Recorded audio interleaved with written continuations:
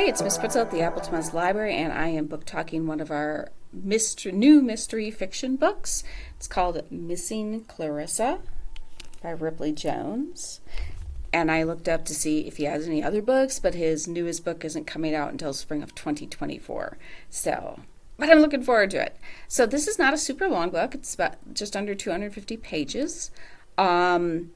Like I said, it's a mystery because it's an investigation. There's a 20-year-old cold case in this small town in Washington State. And there's two girls, Cam and Blair, who've been best friends for a long time. They're kind of opposites. I'll talk about that in a minute. Who decide for their journalism class that they are going, because they have to do a long-term project, and they are going to do a podcast on this 20-year-old cold case about a girl who went missing. She was 17. She had just graduated from high school. Nobody knows what happened to Clarissa. So Missing Clarissa ends up being the title of their podcast. And the girls start to investigate this. Initially, it's kind of like they're just doing it because, it's part of the local history and stuff like that. But they actually start to uncover things like, let's just say that the police were focused on one person, didn't really investigate the crime very well. They didn't even investigate for 3 days because, they're like, oh, hey, a teenager went missing, who cares? So they actually, like I said, they investigate the crime. They do a good job. I did kind of I can't say I absolutely guessed it, but I would definitely the person who it ended up being was somebody who was yeah, probably, maybe.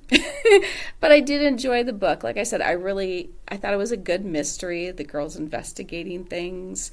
I liked how it was set up, that instead of individual chapters, now they're kind of longer, but because it's a podcast, it's be episode 1, and they talk about what happens before they do the episode, and then the book part usually ends with the episode, and they do a slightly different type font for those. I did enjoy this, and I really enjoyed the relationship between Cam, who's short for Cameron, who's kind of a genius.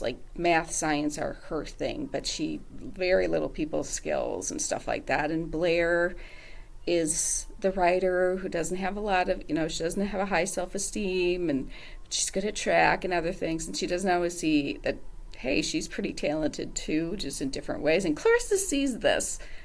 Blair doesn't. So there are two opposites who kind of complement each other, and I just enjoyed that, their relationship. Because Clarissa is just, she doesn't have much of a filter. She just says things that other people but Blair has a way of giving her a look or stepping out her foot or something, before because Blair knows what she's going to say. So I did enjoy this mystery. It was very good. And like I said, it was just a great read. And I'm looking forward to when his next book comes out, even though it's not quite a year away. So if mysteries are your thing, you might like this. If not, I will help you find something else. Otherwise, have a fantastic day and keep on reading.